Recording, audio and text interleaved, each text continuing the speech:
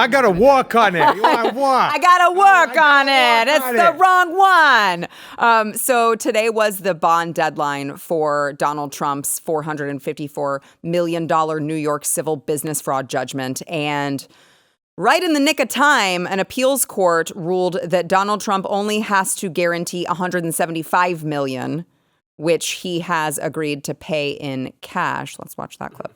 On the other decision, it will be my honor to post, and we'll post whatever is necessary, whether it be cash or security or bonds. It was a decision we appreciate and respect the appellate division very much. And we will, I think, do very well in that whole thing. We have a judge who I believe is a crooked judge and a crooked attorney general, absolutely crooked. We did nothing wrong at all, 100%, and that was proven, and everybody there said it was proven. All you have to do is read the legal scholars, and you see that it was proven. But we will continue with that, but we appreciate very much the decision of the appellate division. Thank you very much. And because he's involved in so many different lawsuits that they have waged against him, he also today appeared in court for the case that he is accused of falsifying business records in New York while covering up the alleged affair with Stormy Daniels, the porn star. Which I feel like I need a flow chart at this point of all of the different cases against Donald Trump because you get them all confused. There are so many. They have literally weaponized every single judicial branch system that they can to try to, just throw their political opponent in jail, which, as I mentioned at the beginning of the program, feels a little fascisty. A little bit. Just a little bit. You see these attacks constantly like accusing him of fraud. I see the real fraud there is putting him on trial to begin with and just suing him for everything he has essentially to try to not get him back in the White House because they're scared because we see the attacks that they're doing today and they're just like, no. We don't need Trump to come in and fix what we messed up already. Right. Yeah. Well, because I guess it turns out that's what you have to do when you can't run on your own policy, on your own, champion your own wins, your victories. What is there? Higher gas prices, higher grocery bills, higher everything, botched withdrawal in Afghanistan, allowing over 10 million unvetted strangers into the interior of the country.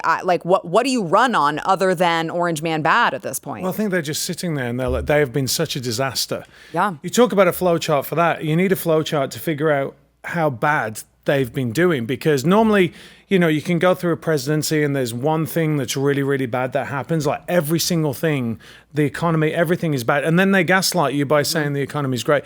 But I do want to say this. It would be awesome if Trump went up, he went, I'm going to pay the bond. I'm going to pay it in pennies. They're all pennies, beautiful pennies. I'm going to pay the bond in pennies. It would be great, though, wouldn't it? If he turned up with $174 million in pennies and made him count every single one of them. And you would have to bring it in like a dump truck and then just dump it all. You would need a few dump trucks for that. That would be phenomenal to say. That would be epic. Isn't it sad that, they're like, oh, don't worry, you just have to pay $175 million. And that much? Yeah, exactly. That's why I'm like, he's like, oh yeah, that one, that's fine. The $454 million, no. $175 million, that's easy. I'm like, can it just not be lost on us for a second how freaking much money that is just to post a bond? Yeah, that is a ridiculous amount of money. I can't even wrap my brain around it. But also, the other side of it is they were reducing bonds to zero in California. Great point. You got you got busted for an actual crime, not even accused of something. I mean, the whole thing is designed to. It's not only designed to break him, which look, whatever you think about Trump, the guy's constitution is absolutely unbelievable that he will not give in. I mean, he's getting older. Let's face it, he's getting older, and he just keeps fighting. It's unbelievable. They must be looking at him going, "Won't you die? Just die, don't." And he's like, "No, I keep coming back and I keep fighting." It is staggering to me, but also it's an intimidation tactic to stop anyone else from running for office, because they're like, listen, what we're going to do is not only we're going to attack you with all these different things, doesn't matter whether they're true. Right. And then what we're going to do is we're going to come after you financially. I mean, on X today, there were so many people like, take Trump Tower. I'm like, you guys are Marxists. Like, that's all you are. Yes. And I just, again, we have to say this every single time I come on the show, Sarah. Like, are you watching? Do you understand? Are you involved in politics? Because it is him right now. But there's enough people that they've gone after, like, and tried to destroy the lives of, right? It's going to be you eventually. It doesn't matter whether you own, you know, the local ice cream store or whatever it is. They're going to come after you. Or you know, you don't, I know there's certain things I can't say on YouTube, but you don't want your kids to have their bits, like, you know, they're going to come after you for that. It doesn't matter. It's that they're escalating. I don't know if you guys have noticed this. Like, I've noticed a massive increase on social media in the past like month of people just losing their minds more and more. Have you noticed that, or is it just me? Maybe it's just I don't know. I haven't noticed it. I haven't noticed any increase in frequency than usual, which is already a lot. Well, they do go after you, though, don't they? Well, yeah.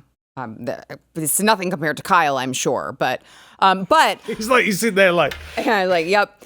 I mean, to your point, Donald Trump did so famously say, they're not coming after me, they're coming after you, and I'm just standing in the way. Absolutely. I'm sure you can speak to that, Kyle. Absolutely. So I look at this like, if they're willing to make up all these lies and put a former sitting president on trial, what are these Soros-funded DAs going to do to everyday people like me or you?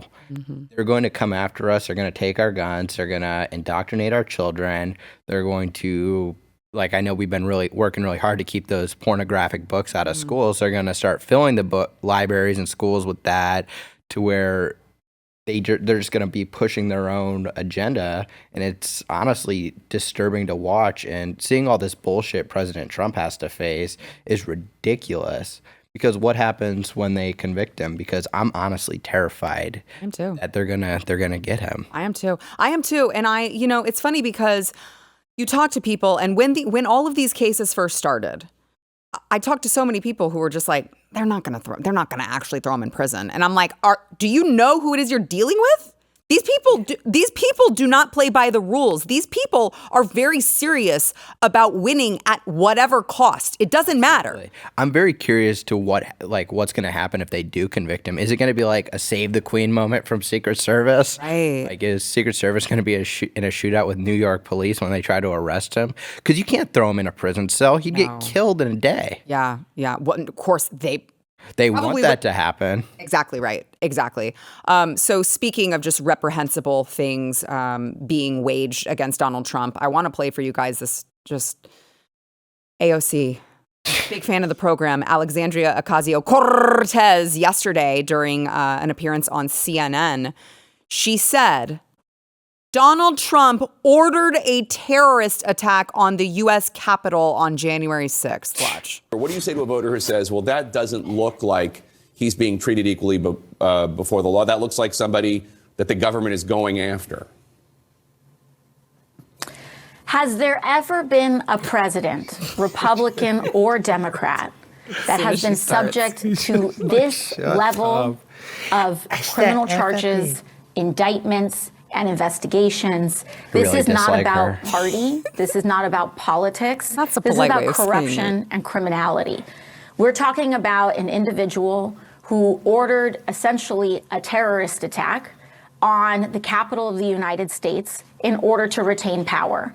That is not about being a Republican. Essentially, it was doing some heavy lifting in that sentence. It's about being an unethical and individual who is subject and prone to criminality. And unfortunately, this is the state that we're in. And I actually think that the fact that it's happening in so many places and so many jurisdictions cuts in the face of that. This is not just New York. This is Georgia. This is federal courts as well.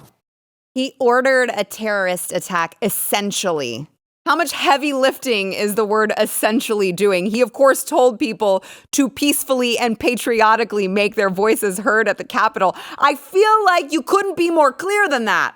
What about in 2020 and 2021, all the terrorist attacks at BLM and those politicians ordered against the United States? I mean, we saw it in Kenosha, we saw it in Minnesota, we saw it all over the country. Hell, look at Portland. Yeah. Well, and to Kyle's point, what was Kamala Harris doing at that time for those BLM? I mean, I know the Joe Biden campaign. Please don't be asking me what well, she was listen. doing at that time. Well, I'm not talking about with Willie Brown. I'm talking about whenever all of these Black Lives Matter looters, rioters, I mean, criminals were doing their thing. Kamala was like helping raise money to get them to bail them out of jail. Yep. I mean, Joe Biden put my face on the center of a hit piece when he was running for president in 2020. Yeah, and called you a white supremacist. Exactly. It's just, but we're the criminals. We're the terrorists. Right, Matt. I mean, we've said this over and over and over again, that they just lie. I mean, they lied about him. They've lied about, we see it all the time. And the problem that we have is that we don't have a free and fair press, because if we did, they'd be like Pinocchios. And you see it every single day. I mean, that's what's talking about the rhetoric on social media. People just say stuff. You know, oh, we should just do this. Let's just take his stuff. I'm like, have you really sat down in your little pea brain and thought about what that means for everybody else? Because if by any stretch of the imagination Trump does get in, you are enabling a course of action. Oh, it's fair game now, baby. Game on. And the problem is we always go, well, we don't want to do that. I do. I'm like, I'm sorry. It's really, really, we're at a bad point. I mean, we really are at a bad point. They want to take things from you. They do. They want to destroy you. And they won't learn their lesson unless it is given back to them. I very firmly believe that. How else do they learn the lesson that what's good for the goose is good for the gander? And if you open this door and you open this can of worms, Pandora's box, it's going to be used against you in the future. There's no other way that they learn the lesson other than experiencing it firsthand. But they have my humble opinion. No, but here's the thing: we have a useless GOP. Like, I mean, I know we said the other day that it looks like it's changing. But they're absolutely terrible at holding them accountable. So they're like, well, nobody's going to hold me accountable. So whatever. Right. And that lot of losers over there, they're not going to do anything. And, you know, even when you see people like Rand Paul or whatever going after them, or Jim Jordan going after them, it never goes anywhere, right? And they know it. We all know it. Like, you're sitting there go, okay, you're doing these ridiculous hearings. Nothing's going to come of it. Right. Like, but with them, they're like, no way. We're going to pursue them. We're going to do the blah, blah, blah, blah, blah. And in all honesty, I kind of almost admire them, because they have the courage of their convictions and they get stuff done. If they say we're going to do this, we're going to do it. They all get behind their candidate and they just push because the mission is more important than the individual. Yeah. I've been saying this for a very long time. I don't think I've ever said this publicly, but the Democrats are really, really good at what they do, and the Republican Party really needs to step up their game when it comes to things like this, because some of the things like we push, we aren't very strategic when it comes to certain things. A lot of these organizations are groups. Yeah. I saw it in Oregon a couple of weeks ago. We aren't very organized, and we just need to get more organized. Yeah, I agree. And by the way, Nancy Pelosi, when she was Speaker of the House, she did not give a shit about bipartisanship. Do it, please. Show me what she thinks about bipartisanship. Bipartisanship doesn't matter. All that matters is my vodka and winning. And that's what I'll do as Speaker of the House, Nancy Pelosi. On that note, we need to take a break. We'll be right back. If you like this clip and you want to see the full episode, click here. And if you want to subscribe to the channel, come on, you know you do. Click here.